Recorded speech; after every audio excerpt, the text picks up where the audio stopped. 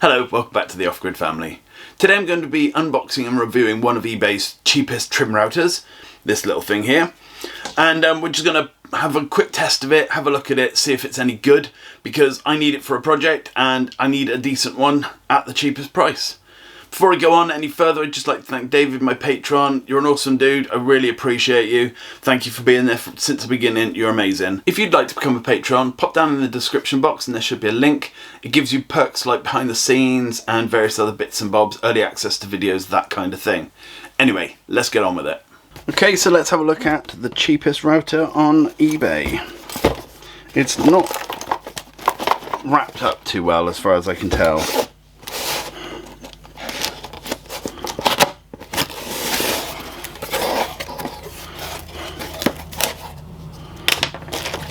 Okay, we've got our gloves, got all of our little bits and bobs, and the router.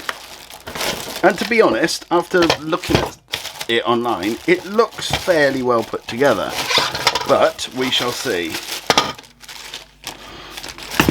One thing I did like was it came with extra brushes, which is always handy. Okay, we'll have a quick look at the instructions. It seems to be in English. Yeah, it looks fairly, fairly well written. Sometimes, you get them and they're really, really badly written and you can't understand much of it. But that seems okay. What I'm going to do is I'm going to get everything out and we'll have a look at each individual bit. Okay, so this is all the pieces laid out. And I will say there's one small problem, which is that's the actual diagram to show you how the straight guide plate goes on. Not great. What I'm going to quickly do is have a look at the pictures that are online to see if they're any more detailed.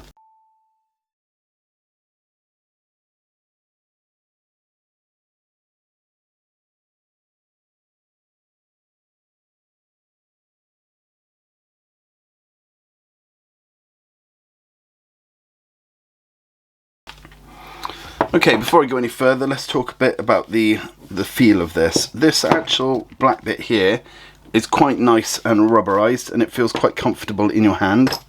The on-off switch is here and I believe this doesn't have soft start, so it just, it starts at almost full speed. So just make sure you're holding onto it well before you turn it on. But it feels quite comfortable in your hand. It's not too heavy either. The one I've got that's much bigger and much more expensive than this is very, very much heavier too. But I needed something little like this to work on.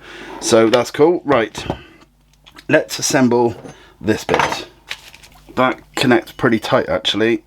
That's not going anywhere, which is pretty cool. Right.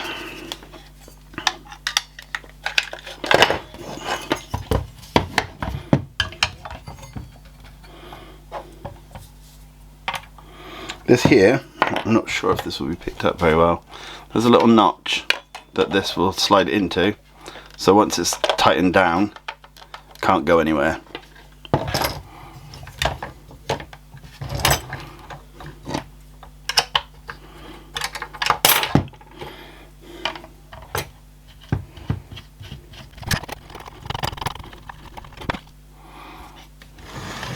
Okay, that seems to be pretty good actually. That's quite comfortable. Okay, I'm gonna go get one of my bits. There was a choice to get this with a box of actual bits, etc.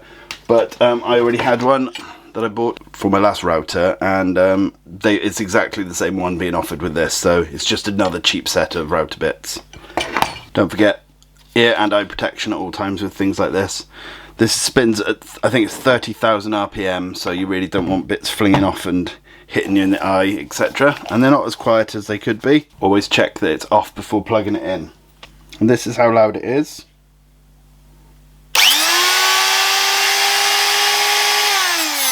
And as you see, it's straight away full speed. Now with these, always go from right to left, and you want to rock it in gently so as not to, start it straight in kind of thing.